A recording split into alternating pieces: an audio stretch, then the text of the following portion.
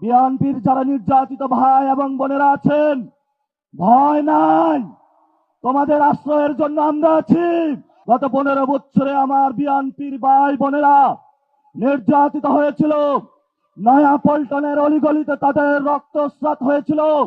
এই দুপখোলা মাঠে শেখ হাসিনাকে ফালানোর জন্য তারা একত্রিত হয়েছিল, কিন্তু সিনিয়র নেতৃবৃন্দের নেগোসিয়েশনের কারণে অসংখ্য বিএনপির ভাই এবং বোনেরা জীবনের যে আশা নিয়ে এসেছিল শেখ হাসিনাকে অভ্যুত্থানের মধ্যে ফেলাবে, সেটা করতে তারা পারে নাই।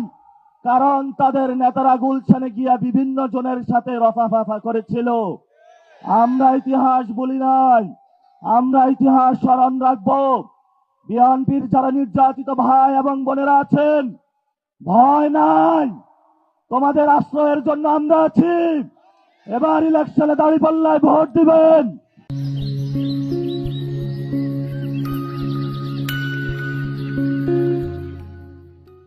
এবার ইলেকশনে শাপলাকলিতে ভোট দিবেন। চাঁদাবাজি থেকে মুক্তি পাবেন, দখলদারি থেকে মুক্তি পাবেন, সন্ত্রাস থেকে মুক্তি পাবেন।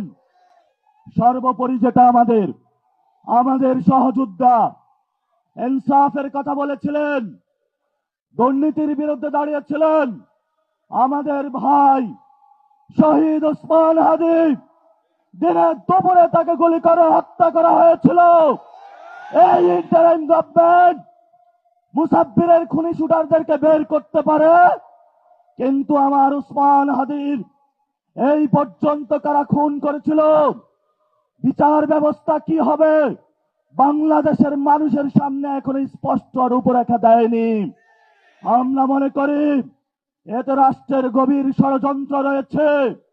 আমরা অপেক্ষা করছি, আমরা আগামী 12 তারিখে গণভোটে হাকে জয়যুক্ত করে, দাঁড়িপাল্লাকে জয়যুক্ত করে, শাপলাকলিকে জয়যুক্ত করে, ঘড়ি মার্কাকে জয়যুক্ত করে, ছাতা মার্কাকে জয়যুক্ত করে আমার ভাই ওসমান হাদির প্রতিশোধ নিব এবং ইনসাফের রাজত্ব কায়েম করব ইনশাআল্লাহ।